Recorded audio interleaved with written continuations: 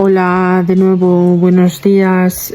Vamos a seguir con la sexta parte del universo, lo que estamos hablando del vacío, para ver si podemos completar estos capítulos. Bueno, habría una séptima parte, pero prácticamente muy breve. Nos habíamos quedado en que el universo se consideraba que era un préstamo del vacío, ¿no? Todo apunta a que nuestro gran y frío universo surgió del vacío. Si miramos al espacio, posiblemente podemos contemplar la mayor expresión del vacío de lo que llamamos el vacío cuántico. Antes de la formulación de la relatividad general de la teoría de Einstein, en noviembre de 1915, el estudio del universo como un sistema físico de pleno derecho era considerado como una actividad espuria y sin futuro. Desde entonces, las cosas han ido cambiando bastante. La cosmología, la rama de la física que estudia el origen y evolución del universo, se ha convertido en uno de los campos de investigación más activos y que arroja cada vez mejores datos experimentales para poder desarrollar modelos teóricos.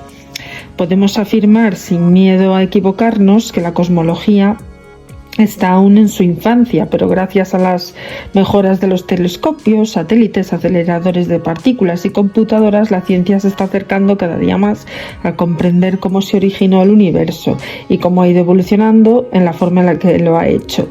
Por supuesto que aún queda mucho por aprender y por mejorar, pero en este inicio del siglo XXI se han dado verdaderos pasos de gigante. Hemos aprendido que el universo es mucho más grande de lo esperado, que se expande de forma acelerada y que está mayoritariamente compuesto por cosas que todavía no comprendemos, cosas que se han denominado como materia y energía oscura.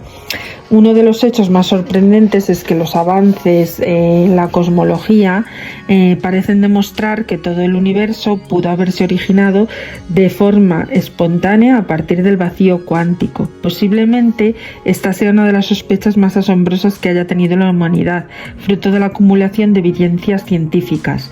Habrá entonces que mejorar las teorías y los aparatos experimentales para dar una respuesta definitiva a la cuestión del origen del universo, pero por ahora el camino está siendo fascinante y estamos aprendiendo mucho más de lo esperado.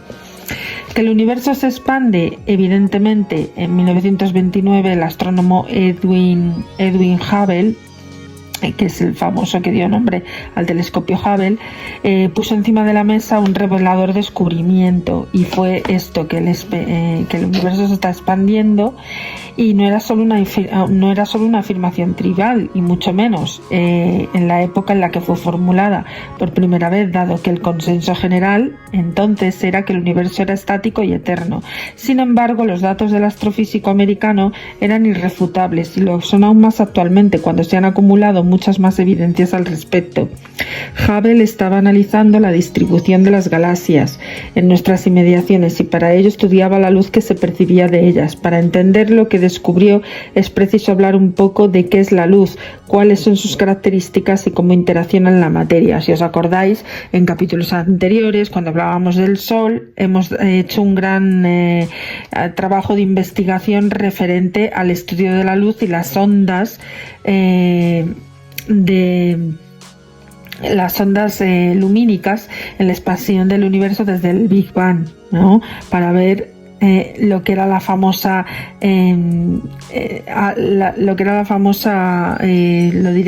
la reacción, bueno, lo que es la extensión, la esta al rojo, ¿no?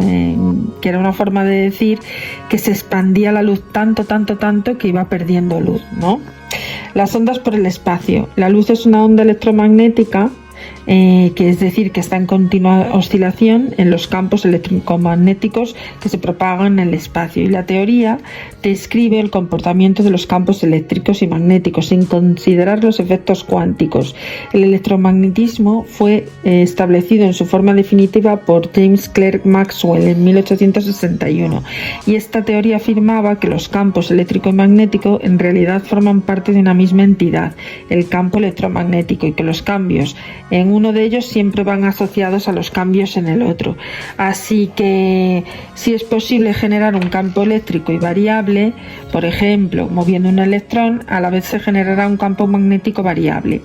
Esta oscilación en tándem de los dos campos desemboca en la generación de una onda electromagnética. Estas ondas electromagnéticas se propagan por el vacío con una velocidad de unos 299.792 km por segundo, que es lo que es la velocidad de la luz en el vacío, que denominamos c en una ecuación. Una onda electromagnética puede representarse como en la figura que veis aquí a continuación, que es una onda electromagnética que puede representarse con una magnitud importante asociada a las ondas de longitud de onda. Esto no es más que la distancia entre dos puntos máximas, una de ellas, ¿vale? Gracias a la longitud de esta onda se pueden clasificar las ondas electromagnéticas de distintos tipos. Dichos tipos incluyen los rayos gamma, los rayos X, los ultravioleta, la luz visible, el infrarrojo, las microondas, era lo que os decía, lo de la reacción de las microondas, y las ondas de radio. Lo que llamamos habitualmente luz corresponde solo a la pequeña parte de todo el espectro. La radiación electromagnética que nuestros ojos son capaces de detectar solo ocupan el rango de longitudes de onda que se extienden desde los 400 nanómetros, que es el violeta, a los 700 nanómetros, que es el rojo. Un nanómetro nm equivale a una millonésima parte de un milímetro, ¿vale? O sea, son muy pequeñitas, ¿vale?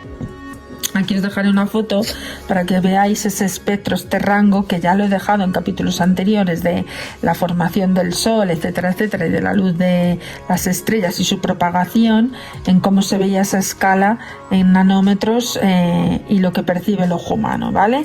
En conclusión, nuestro universo está en expansión y el efecto resultante de la distancia entre dos puntos cualesquiera aumenta con el tiempo sin que estos puntos se muevan uno respecto del otro, o sea que simplemente se ven arrastrados por dicha expansión. Una onda que viaja en un espacio en expansión, al igual que una onda dibujada en un globo que se expande, aumenta su longitud de onda, es decir, que experimenta un desplazamiento, era lo que quería decir antes, el desplazamiento al rojo. Estas reacciones del desplazamiento al rojo es lo que nos hacen entender efectivamente que la luz es un mero reflejo de esa expansión desde que se originó el Big Bang del universo. El descubrimiento de Hubble en este sentido es que cuando contempla la luz emitida por las galaxias se está en realidad mirando hacia el pasado de nuestro universo, debido a que la luz posee una velocidad determinada y que esta velocidad máxima a la de un objeto que puede viajar en el universo. Conforme si se mira más lejos en él, la luz recibida habrá tardado más tiempo en llegar y se ve un universo más joven, es decir, que cuanto más lejos se observa, más hacia el pasado se adentra el observador. Lo que descubrió Hubble y comprueban a diario los astrónomos y astrofísicos es que la luz emitida por las galaxias tiene un extraño comportamiento. Su longitud de onda es mayor a lo esperado. Este fenómeno se denomina desplazamiento al rojo, ¿vale? Entonces, para que tengamos así un poco el resumen de estas teorías, la expansión del universo lo que nos hace pensar es que cuanto más lejana es la percepción de la luz, es más antiguo lo que se descubre de la formación del universo, es decir, es mucho más antiguo en la historia que lo que está en el punto más cercano y luminoso. Es decir, no sé cómo explicarlo para que lo tengáis en una idea. Cuanto más lejana es la expansión, significa que lo que vamos a encontrar es muchísimo más antiguo. Los espectros que vamos a encontrar de galaxias y tal y cual son de origen mucho más antiguo que incluso la propia Tierra, para que nos hagamos una idea. Si estaría más próximo a los 13.800 millones de años que a los 4.500 millones de años, que es la edad de la Tierra, para que nos hagamos una idea. Cuanto más cerca al origen del Big Bang, es más presente, y cuanto más lejano es más antiguo. Esto es lo que nos quiere decir la expansión del universo en física cuántica. La historia y la composición del universo, pues una vez descubierta la expansión del universo, su siguiente hipótesis podría plantearse fácilmente si el universo estuviera en expansión o está en expansión, aumentando el espacio entre galaxias y en el pasado tuvo que ser más pequeño. Así que, invirtiendo la expansión, debería llegarse a la certeza de que el universo tuvo que tener un origen. Por eso, llevado hasta el límite de este argumento, que el universo tenía que ser más pequeño en el pasado, habría que aceptar también que la energía que contiene se hallaba en un volumen más pequeño y por tanto su densidad era pequeña. Debería ser mayor a la que es actualmente. Llegado al extremo, deberá admitirse que toda la energía estuvo contenida en un punto. Aquí se presentan dos ideas interesantes, una acertada y la otra errónea. Por un lado está la que sugiere que el universo tuvo un origen en un tiempo finito hacia el pasado, lo cual es correcto, pero por otra parte toda la energía que estuviera contenida en un punto en el pasado es algo erróneo por múltiples motivos. En primer lugar, porque olvidamos que durante la evolución del universo la expansión ha causado que las distancias aumenten, pero también que la energía disponible por unidad de volumen disminuya. Los físicos asocian la temperatura a esta densidad de energía, por lo que puede decirse que el universo se está enfriando, lo mismo que se está expandiendo también se está enfriando, que es una forma de afirmar que hay menos densidad de materia, ¿vale? De modo que si hacia el pasado el universo era más pequeño y la densidad de energía era mayor, entonces tendría una temperatura más elevada. Pero al igual que cuando se aumenta la temperatura del agua de 24 grados a 100, esta sufre un cambio de estado que la convierte en vapor. La energía y la materia del universo sufre cambios al tener mayor temperatura o mayor densidad de energía, así que la materia actual de nuestro alrededor tiene más propiedades que tiene porque la energía disponible es muy pequeña y está en su configuración más estable. Si se le proporciona energía como la que hacen los aceleradores de partículas, la materia puede explorar otros estados y presentar partículas que no se ven a nuestro alrededor. Por ejemplo, con el acelerador de partículas, el más potente disponible, el LHC, se puede crear regiones muy pequeñas, densidades de energía que corresponden a temperaturas que el universo poseía tan solo en una millonésima de segundo después de su origen. Con ello es posible estudiar cómo se comportaba la materia con esa fracción de tiempo tras el origen del universo. Por otro lado, cuando se intenta definir un punto que contenga toda la energía del universo, nos encontramos con que el problema de nuestras teorías no funcionan, así que realmente no se puede describir ese punto que generó todo el universo observable. De hecho, es que muchas de las propiedades de ese punto se convierten en infinitos, y eso carece de sentido desde el punto de vista científico. Afortunadamente, la ciencia ha sido capaz de determinar la edad del universo con gran precisión y ha determinado que surgió hace 13.800 millones de años, un origen que no involucró ningún punto que contuviera todo, y el estado actual del conocimiento lo vuelve todo más interesante, más natural e involucra al vacío de una forma crucial. La teoría estándar de la cosmología, la que se conoce como el nombre del Big Bang, del gran estallido, nos dice que evolucionó el universo desde justo antes de su comienzo hasta el presente, pero no cómo se originó.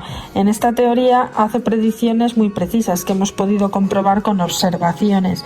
De este modo es posible hacer una secuencia simplificada de la evolución del universo, que os voy a mostrar en este esquema, en base a la cosmología y la física de partículas que ha podido ser explorada experimentalmente. Este esquema que os muestro indica que los principales hechos de la vida del universo, según el tiempo en el que transcurren, que es el eje horizontal, y la temperatura en la que se encontraba el universo, el eje vertical. Es decir, cuanto más próximo a 0 y más próximo a 10 elevado a 43 ceros negativos, pues más energía.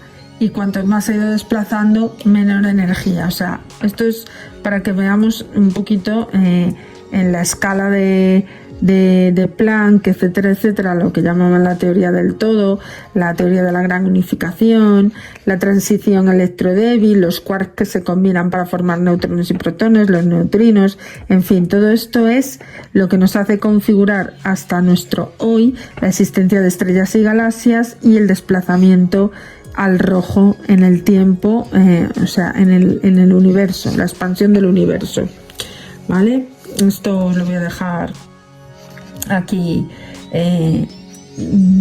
reflejado. Tras estos hechos, lo que fue la historia fue una historia muy activa. Al principio se fue moderando y conforme el universo se iba enfriando a causa de la expansión, se formaron las galaxias, estrellas, dando lugar a un universo observable al ojo humano. La teoría cosmológica estándar hace una serie de predicciones que tienen un gran respaldo observacional y que van desde la distribución y la estructura de las galaxias hasta la composición del universo. Por ejemplo, según esta teoría, el universo debe estar constituido por los siguientes elementos: 3/4 partes de hidrógeno, aproximadamente 1/4 parte de helio y unas pequeñas cantidades de elementos ligeros como el litio. Las observaciones cosmológicas confirman que dicha composición, los elementos más pesados como el carbono, oxígeno y hierro, solo son una anécdota en el universo y no surgieron en el inicio del mismo, sino con explosiones supernova, donde se dieron las condiciones propicias para llegar a crear tales elementos químicos. Pero la gran predicción de la cosmología es que deberíamos estar recibiendo radiación electromagnética en forma de microondas desde todos los puntos del cielo, la llamada radiación cósmica de fondo, que era lo que os quería decir. Gracias a esta radiación de microondas se sabe que el universo está en expansión. Las primeras señales, la gran herramienta de la cosmología actual, es la radiación cósmica de fondo. Esta radiación es del tipo electromagnético y se liberó cuando el universo tendría unos 380.000 años. Describir cómo se originó y cuáles son sus características esenciales ha desempeñado un papel preponderante en la cosmología observacional. Cuando el universo tenía 380.000 años de edad, se encontraba en un estado en el que los núcleos positivos y los electrones tenían tanta energía que no formaban átomos. Dicho estado se denominaba plasma, un tipo de fluido neutro que contiene las mismas cargas positivas y negativas, en el que éstas se mueven libremente a gran velocidad sin formar átomos. Por supuesto, en este momento también habría radiación en forma de fotones con una energía que les posibilitaba el colisionar permanentemente con las cargas y cambiar así su energía y su dirección de movimiento. Si este estado pudiera verse desde fuera, aparecería opaco, ya que la luz en su interior de forma de fotones no podría salir al exterior porque estaría continuamente rebotando con los constituyentes cargados de plasma neutro. Debido a la expansión del universo y su consiguiente enfriamiento, la energía disponible para estos constituyentes de plasma primordial disminuyó de tal forma que no tenían suficiente para vencer la atracción entre los núcleos positivos y los electrones. Se produjo, por tanto, una transición en la que los núcleos capturaron los electrones y formaron los átomos más ligeros, el hidrógeno, helio y pequeñas cantidades de litio y berilio, entre otros, que a partir de ese momento el universo pasó a estar formado por entidades neutras y los fotones se pudieron propagar libremente, ya que no tenían energía suficiente para colisionar con los átomos recién formados. Esta radiación en forma de fotones estaba por todo el universo y se dirigía hacia todas las direcciones. Si esta imagen, que se deriva de la teoría estándar de la cosmología, es correcta, debería recibirse pues la radiación procedente de todas las direcciones del cielo. Pero hay que recordar que los fotones recién liberados propagándose desde los puntos hacia todas las direcciones han sufrido una expansión desde su origen hasta nuestros días, lo que hace que su longitud de onda se haya estirado en el proceso. Según los cálculos cosmológicos iniciales y sus colegas Ralph Alpher y Robert Herman, en la actualidad la radiación cósmica debería recibirse de forma de microondas y su temperatura una medida de su energía que ha de rondar los 3 grados por encima del cero absoluto, es decir, unos 3K. La tecnología del siglo XXI ha permitido detectar y hacer mapas de radiación cósmica de fondo, constatándose que efectivamente la estamos recibiendo desde todos los puntos del cielo, con una temperatura promedio de 2,71 K. Pero ocurre que si esta radiación fuese totalmente homogénea y la energía recibida de ella fuese la misma en todos los puntos y todas las direcciones, no sería posible explicar que nuestro universo tenga estructuras como galaxias, cúmulos y supercúmulos, pues si la radiación fuese totalmente homogénea, significaría que que en el momento de su liberación y densidad, la energía y la materia del universo estaría también de forma homogénea. En ese caso, no habría posibilidad de explicar la aparición de estructuras como galaxias, porque para que se formase una galaxia debería existir previamente una región un poco más densa que el medio que la rodea, de forma que genera un poco más de gravedad que el medio y tuviera además la capacidad de atraer hacia sí más materia y energía creciendo en el proceso. Mientras el universo evolucionaba así, pues es necesario que la radiación cósmica de fondo tenga un valor promedio de la temperatura de 2,71, pero también que existan minúsculas variaciones de temperatura, lo que significaría que al momento de la aparición de la radiación cósmica de fondo había pequeñas variaciones de densidad de materia y energía en el universo. En las zonas ligeramente más densas habría más fotones colisionando en ellas, y en las zonas menos densas habría menos fotones. Asimismo, al liberarse la radiación en las zonas más densas aparecerían estos fotones, y en las menos densas habría menos, llegando hasta el presente como zonas poco por encima de los 271 K. Gracias a estas misiones de satélites diseñados específicamente para estudiar estas variaciones de temperatura de radiación cósmica, como lo que fue la misión VMAP Wilkinson Microwave Anisotropy Probe, o sonda de Wilkinson anisótropo. Acordaros de que decíamos que el universo era anisótropo, y la misión de Planck de la Agencia Espacial Europea en 2013, se han detectado que en el cielo hay regiones poco más calientes o un poco más frías que en el promedio. Lo asombroso de estas variaciones oscilan entre solo una parte por cada 10.000 hasta que una parte lo hace por cada 100.000 respecto del fondo. Es decir, que ha sido posible medir diferencias de temperatura en el fondo de microondas de solo unas 20 millonésimas de grado Kelvin. Cuando digo 271K me refiero a Kelvin, grados Kelvin. Estas mínimas variaciones permiten entender el origen de las estructuras del universo. Estas misiones que hemos hablado antes, como la de VMAP y Planck, proporcionan mapas que son una proyección plana, como un mapa del globo terráqueo, de toda la esfera del cielo que nos rodea. Este mapa es el de la luz emitida cuando el universo solo tenía 380.000 años de edad. Un aspecto importante de la radiación cósmica de fondo es el tamaño angular de las regiones calientes y frías. Cuando se observa un objeto celeste, por ejemplo el Sol o la Luna, su tamaño en el cielo se corresponde con un determinado ángulo de visión, el necesario para abarcar su diámetro completo. El Sol y la Luna en particular subtienden a un ángulo visual de medio grado en el cielo, tan parecido que desde nuestro punto de vista, y a pesar de que el Sol es mucho más grande que la Luna, debido a que está mucho más lejos de nosotros, que esta última, su tamaño en el cielo es casi igual. Por ello, se pueden observar los eclipses solares. Por su parte, las regiones más frías y más calientes, al promedio de 1 grado, es decir, el doble que el Sol o la Luna, vistos desde nuestra posición. Los satélites diseñados para medir estas fluctuaciones en la temperatura del fondo cósmico y de microondas han barrido el cielo detectando dicha radiación desde todas las direcciones. Sus detectores estaban preparados para efectuar dicho barrido con distintos ángulos, desde muy pequeños 0,3 grados hasta grandes 90 grados, y el resultado ha sido que las mayores diferencias de las temperaturas en una región a otra se dan en regiones de 1 grado. Para las regiones mayores o menores, las diferencias de temperatura son menos acusadas, porque los promedios de estas regiones están más cercanos a la temperatura media del fondo de microondas. Esto permite hacer una gráfica donde el eje horizontal se halla en el tamaño angular con el que se ha barrido el cielo en la detección del fondo cósmico, y el eje vertical hace referencia a las diferencias de temperatura respecto al promedio del propio fondo. Esa gráfica se conoce entre los cosmólogos con el nombre de espectro de potencia evidencias del fondo cósmico y es una parte esencial de nuestro entendimiento del cosmos. Una vez presentada la radiación cósmica de fondo de forma cualitativa, se tiene por fin un punto de partida para comprobar, como hemos dicho antes, que muchas de sus características están relacionadas con el vacío. Entonces, la geometría del universo y densidad de energía tienen bastante que ver con todo esto que os he contado.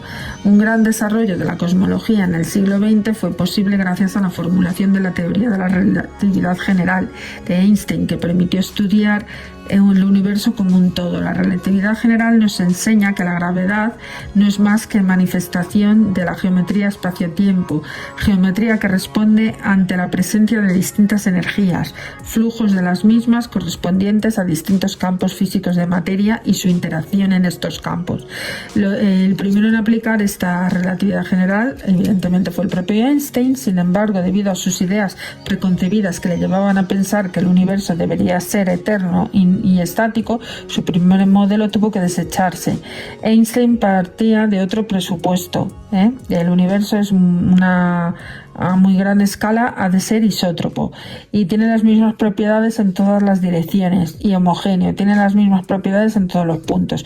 Esta idea parece antinatural porque a nuestro alrededor se aprecian muchas estructuras como estrellas, planetas, galaxias, cúmulos, etc. El motivo de considerar esta isotropía y esta homogeneidad del universo fue simplemente porque simplificaban las ecuaciones y facilitaban mucho su resolución. Hoy día se sabe que esta idea era acertada, pues a muy gran escala el universo presenta características isotrópicas, rasgo que ha sido confirmado con la radiación cósmica de fondo, dado que mirar hacia más lejos el universo revela cómo era este pasado al mirar esta radiación hace unos 380.000 años de edad. ¿Vale? Que esa radiación sea homogénea y la temperatura en parte por cada 10.000, una parte cada 100.000 nos dice que es así homogénea, era la densidad de energía en el momento en el que fue emitida, ¿vale? Pero esto no significa que ahora siga igual, por eso dice que es anisótropo, ¿vale? Se supone que el universo a muy gran escala es isótropo y homogéneo, como hemos dicho, pero la relatividad general postula además que hay tres posibles geometrías para el mismo: un universo cerrado, plano o abierto. El universo cerrado es aquel que tiene el origen y llega a un tamaño máximo y vuelve a colapsar gravitatoriamente. El universo abierto en su parte se expande de manera indefinida, y el plano en su caso especial, con un caso límite entre el universo cerrado y el plano abierto, ¿vale? Desde su punto de vista de la geometría, los rayos de luz paralelos lanzados en el universo cerrado tendrían una trayectoria cerrada y volverían al punto desde el que fueron emitidos. El universo cerrado, además, si se toma un triángulo lo suficientemente grande, se observaría que la suma de sus tres ángulos es mayor de 180 grados. En el caso del abierto, dos rayos de luz emitidos en paralelo se separarían continuamente y el triángulo bastante grande tendría su suma total en los ángulos menores de 180 grados. El cambio para el universo plano, los rayos de luz emitidos en paralelo continuarían así siempre, y cualquier triángulo que se dibuje en él tendría una suma de ángulos igual a 180 grados, es decir, se verificaría la geometría clásica. En estos argumentos geométricos están ligados a la densidad de energía presente en el universo en el momento de su origen. Si la densidad de energía es muy elevada, su gravedad será tan intensa que podrá frenar la expansión inicial y revertirla, volviendo a colapsar el universo y dando lugar a una geometría cerrada. Por el contrario, si la densidad es pequeña, la densidad de energía, la gravedad que genera, no es suficiente para afectar la expansión de esta y esta seguirá para siempre dando lugar a un universo abierto. El caso del universo plano, la situación es más delicada porque solo hay un valor posible para la densidad de energía que consigue que el universo sea plano. Esta densidad es la densidad crítica P. Por lo tanto, una tarea importante en la cosmología consiste en determinar el valor de la densidad actual del universo, ¿vale? Y que se representa por esa P, ¿vale? De hecho, para simplificar la discusión, se puede definir una magnitud denominada omega, que no es más que el cociente entre el valor de la densidad actual del universo y la densidad crítica necesaria para que sea plano. Medir la densidad del universo se puede hacer de muchas formas. Es posible, por ejemplo, medir la cantidad de energía de los objetos cosmológicos a partir de estas ondas de brillo que tienen, ¿vale? También es posible estudiar la gravedad que generan por diversos métodos, como el efecto de lente gravitatoria que hemos hablado en capítulos anteriores, y a partir de la gravedad estimar la energía del sistema bajo estudio. Además, la distribución de las fluctuaciones de temperatura de la radiación cósmica de fondo depende de la densidad de energía total del universo. En definitiva, se puede obtener el valor de omega, si bien por el universo nos depara varias sorpresas respecto a este valor y su geometría. El universo es plano. Que nuestro universo es plano, tal y como indican numerosas observaciones cosmológicas. El universo no es la Tierra, cuidado, el universo es plano. Es sin duda esta teoría una de las afirmaciones más sorprendentes de toda la cosmología. Entender por qué es una sorpresa permitirá constatar que a partir de aquí el vacío cuántico es el que toma las riendas de la historia. Si se asume que nuestro universo es plano, porque así lo dicen las observaciones, ello supone un problema, porque solo hay una densidad de energía del universo, y esto es muy importante, ¿vale? Si la densidad en su origen hubiese sido un poco mayor o un poco menor, el universo habría sido cerrado o abierto. Por lo tanto, es difícil entender por qué nuestro universo tiene justamente esta geometría especial, la geometría plana. Si nuestro universo hubiera empezado solo con un poco de energía que era necesaria para tener esa densidad crítica, la gravedad generada habría frenado la expansión. Por lo tanto, el universo recolapsaría, aumentando con ello la densidad y alejándola del valor crítico. Aumentaría la densidad porque el volumen sería menor debido a la acción de la gravedad, que sería capaz de frenar y revertir su expansión. En el caso de que el universo hubiera tenido su origen un poco menos de energía la necesaria para esta densidad crítica, la expansión no habría sido frenada por la gravedad y por lo tanto el volumen se habría incrementado mucho, haciendo que la densidad de energía se redujera rápidamente, alejándose del valor crítico de la misma. En cualquiera de los dos casos, la formación de galaxias estaría comprometida, porque o bien el universo recolapsaría pronto o no podría vivir tanto como para formarlas, o bien la expansión alejaría tanto la materia y la energía que impediría formar estructuras. Y lo peor de todo, la energía inicial del universo tuvo que ser la que la densidad inicial no debería de diferir de la crítica en un factor mayor de 10 a menos 62. Una cantidad ridículamente pequeña. Lo cierto es que en física no gustan estos problemas denominados de ajuste fino, es decir, que parezca que un número cuya variación en una cantidad tan asombrosamente pequeña tenga consecuencias tan desastrosas para nuestro universo. Por tanto, encontrar un mecanismo que explique por qué nuestro universo empezó con una densidad de energía tan ajustada al caso crítico ha sido uno de los grandes problemas de la cosmología contemporánea. La segunda fuente de sorpresas que tienen origen en nuestro universo que haya sido revelado plano tiene que ver con la determinación de la densidad de la energía y la materia, la P, o Rho, perdón, es que lo pone una minúscula griega, yo creo que es la Rho.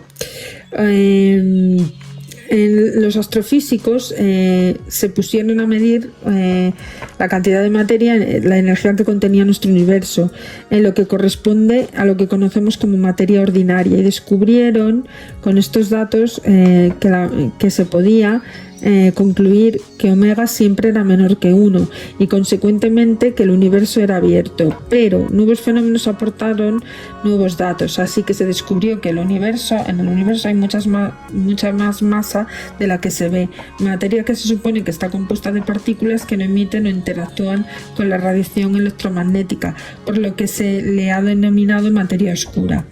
Todavía no es posible decir que es la materia oscura, pero se puede asegurar que está ahí porque sus efectos gravitacionales gravitatorios son perceptibles. Las pruebas son múltiples. Si la materia oscura no se explica con el movimiento de rotación de las galaxias, las partes exteriores de las que se observan tienen una velocidad de rotación alrededor de su centro es mucho más alta que la que le correspondería a una masa visible. Así que eso indica que hay más masa en una forma de materia que no se aprecia. Además, los cúmulos de galaxias, asociaciones en un gran número de cuerpos galácticos por su atracción gravitatoria, no serían estables si no hubiera al menos 50 veces más masa de la que se determina por el brillo galáctico.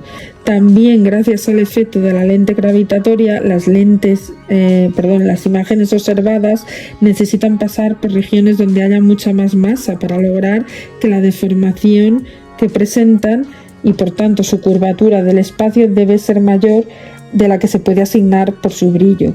Y por supuesto, el tamaño y distribución de las regiones frías y calientes de la radiación cósmica de fondo solo se puede explicar si hay mucha más materia de la que podemos ver. En base a todo esto anterior, todo lo que os he comentado, todos los cálculos indican que la densidad de energía debida a la materia oscura alcanza el valor de P en 0,268 P, o sea, ρ, sumado a las densidades de materia ordinaria y la materia oscura, y la densidad sube hasta 0,317, un valor mucho más alto, pero bajo y más bajo que el que requiere omega, y sigue siendo menor que uno en nuestro universo, lo que continúa pareciendo un universo abierto. No obstante, el universo guardaba aún un as en la manga. En 1998 se iniciaron los proyectos científicos de Supernova Cosmology Project, que era un equipo de búsqueda de supernovas de alto desplazamiento al rojo, que esto representa la letra Z, con una intención de medir lo que había descubierto el telescopio Hubble, pero en galaxias cada vez más lejanas, por lo que todo el mundo esperaba encontrar, o lo que se esperaba encontrar, debido a que este pasado del universo era más denso y por lo tanto la gravedad más intensa, que la expansión fuese más rápida y entonces de lo que ahora es actualmente, para compensar esa mayor intensidad gravitatoria que lo que intentaría frenar la expansión. Pero lo que se descubrió fue justo lo contrario, que la expansión en el pasado fue más lenta que actualmente, es decir, que en el inicio del Big Bang la expansión era lenta y en cambio ahora va más deprisa, por lo que se descubrió esto, que es un efecto contrario. Esto significa que el universo se está expandiendo, lo está haciendo de forma acelerada. Los jefes científicos de los proyectos mencionados, Saul Perlmutter y Adam Riess, recibieron el Premio Nobel de Física en 2011 por este descubrimiento de la expansión acelerada del universo.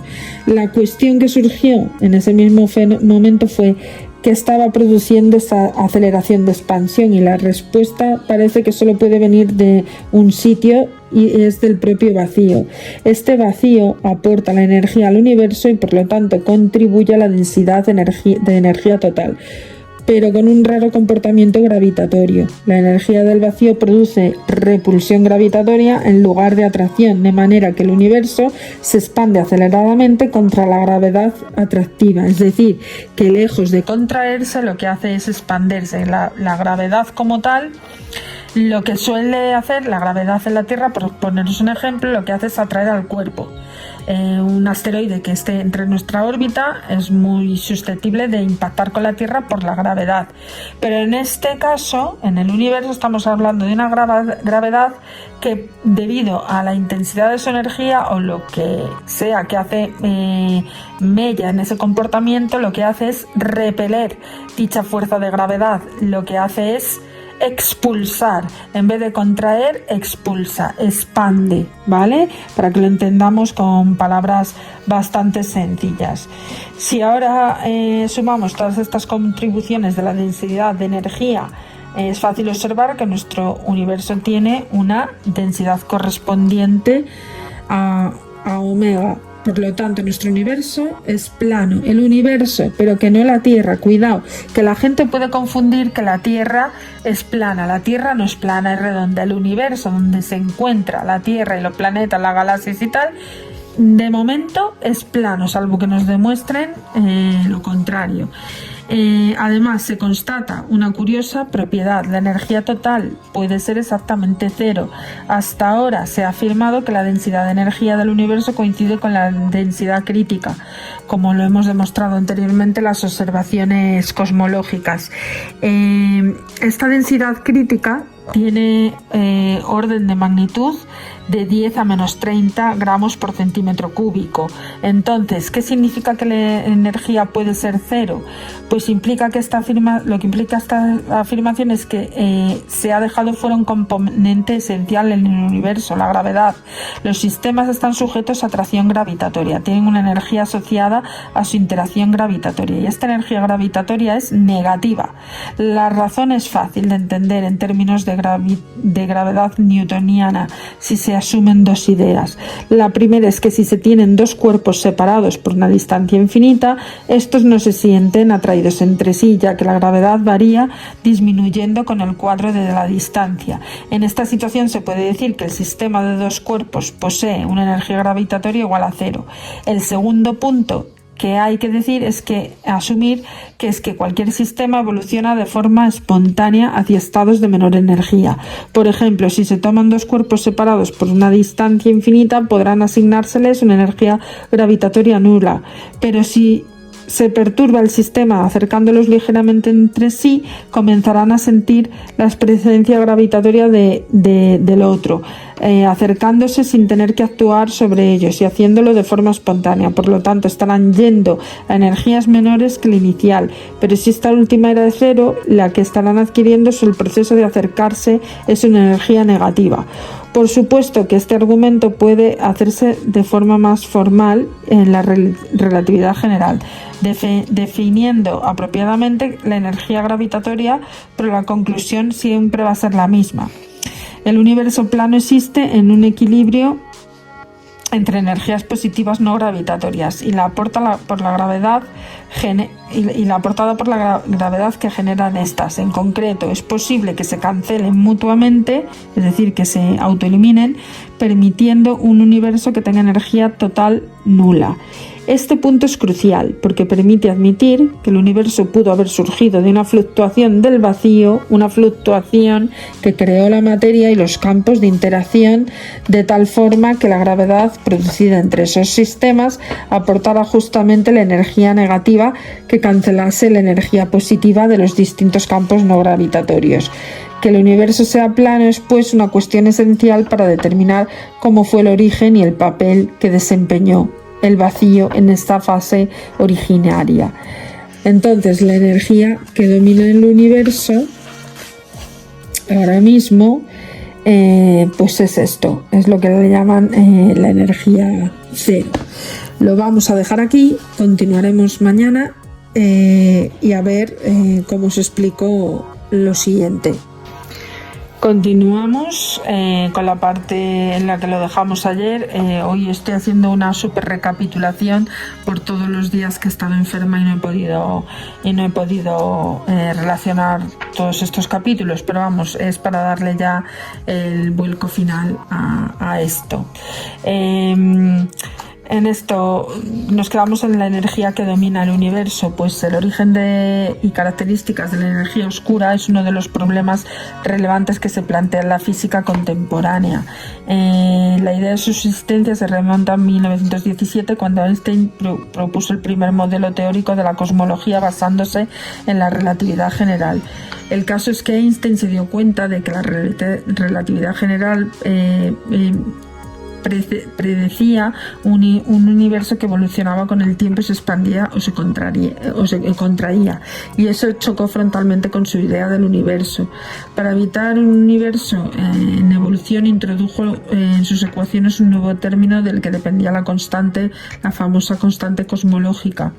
El propio Einstein dedujo que para esa constante no era más que el valor de la energía del vacío, pero la energía del vacío tiene una curiosa propiedad: genera gravedad y la repulsa también. Dado que esta idea era novedosa, en la época no había constancia experimental de que el vacío pudiera tener energía. Fijó a mano el valor de la constante justamente para que la repulsión debida a la constante cosmológica o a la energía del vacío compensara la atracción del resto de energías y el universo pudiera estar en un estado estacionario. Sin embargo, por un lado el universo se está expandiendo y por otro el universo, como el que se presentó en el caso de Einstein, era inestable.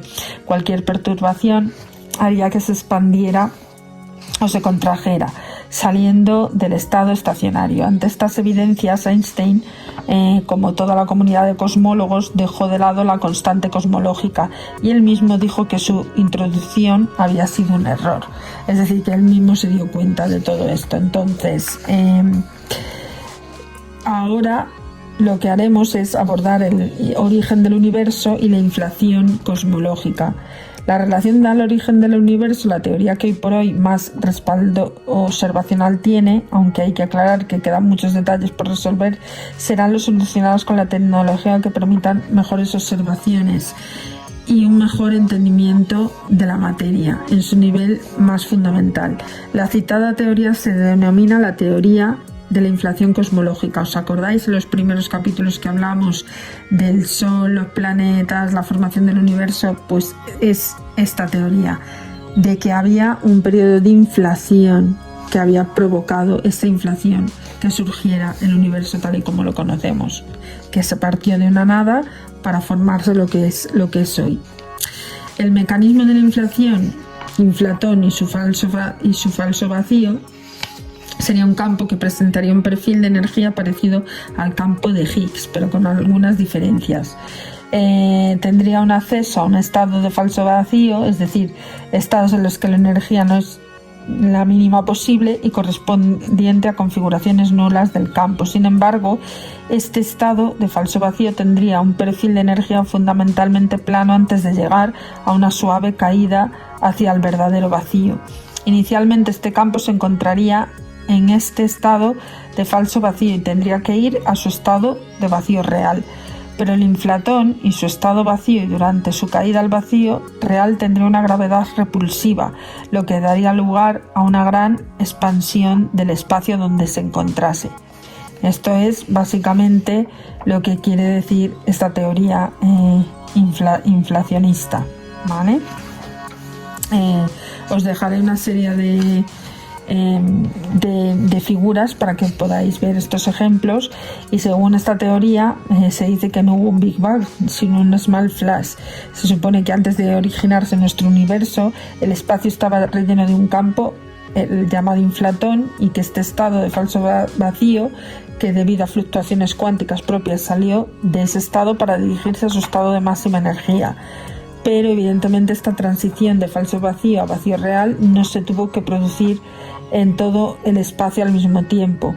En la imagen esta que se puede ver, se tiene en la actualidad, bastaría que una región del espacio tan pequeña se produjera una fluctuación que sacara un inflatón de su estado de falso vacío y que tan solo tardara unos 10 segundos en sentido negativo en llegar al vacío real. En ese tiempo la región en la que cada campo sufre este proceso aumenta su tamaño hasta alcanzar un tamaño de 1 centímetro y es ahí donde se crean los campos en un pequeño llamado flash y a partir de esa energía sobrante del paso del falso vacío al vacío real y a partir de ese momento la evolución de esa región viene descrita en la teoría estándar de la cosmología. Los modelos inflacionarios sugieren que nuestro universo está inmerso en un espacio mayor que aún tiende a la inflatón y que en estado de falso vacío y por tanto con una expansión inflatoria nuestro universo es una burbuja dentro de ese medio en la que se ha producido localmente la transición de falso vacío a vacío real.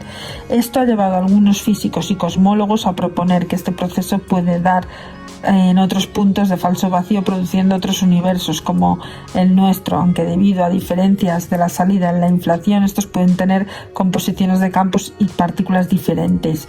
Esto es a lo que llamaron Hugh Everett el famoso multiverso, que después ampliamente hablaremos sobre estos multiversos y mundos paralelos en diferentes capítulos de esta lista de reproducción. En fin, os dejaré aquí una serie de componentes de diagramas de falsos vacíos para que entendáis un poquito lo que se quiere decir en esta teoría. Pero bueno, básicamente el vacío hay que preguntarse de qué depende y si existe o no existe como tal. Esta es la gran pregunta del millón. Está claro que hay algo que no percibe el ojo humano, hay algo que es energía oscura de la que se sabe bastante poco, pero que está presente y no podemos obviarla porque evidentemente si no hubiese esa interacción de fluctuaciones, la Tierra ni siquiera se hubiera formado, ni siquiera las estructuras del cuerpo humano ni nada de eso, porque estaríamos en constante fluctuación atómica por todo el universo, es decir, no se concretaría. Por eso, evidentemente, hay algo mucho más evidente y mucho más fuerte que lo que hace es decirnos que esta materia oscura, el vacío y la nada, es algo tan importante como el propio universo y lo que es el universo, que sin ello no puede coexistir. Es como admitir una dualidad. No puede haber uno si no existe el otro. No puede haber el bien sin el mal, lo mismo que no puede haber el mal sin el bien. Básicamente, el vacío y lo que vemos en el universo está claramente concatenado y nos faltan herramientas para poder descubrir más y ampliar estos conocimientos, que todavía somos primitivos en ello, pero que existir existe. Y aquí concluiríamos el capítulo del vacío y la nada. Nos ha llevado 6 fascinantes capítulos, un poco abstractos y complicados, todo hay que decirlo, pero yo siempre aconsejo que ante cualquier duda replantearnos otra vez todos los capítulos anteriores en los que se mencionan estos procedimientos para tener una retroalimentación e ir asentando conocimientos, porque en una sola visualización es muy complicado mantener la foto de todo lo que consiste o todo lo que conlleva estos descubrimientos científicos. Nada, pues agradeceros que os sigáis suscribiendo, que es un placer poder explicaros estos acontecimientos y que disfruto muchísimo creando este contenido, que espero vuestras suscripciones, comentarios, etcétera, y que sigáis apoyando el canal, porque para mí es muy importante.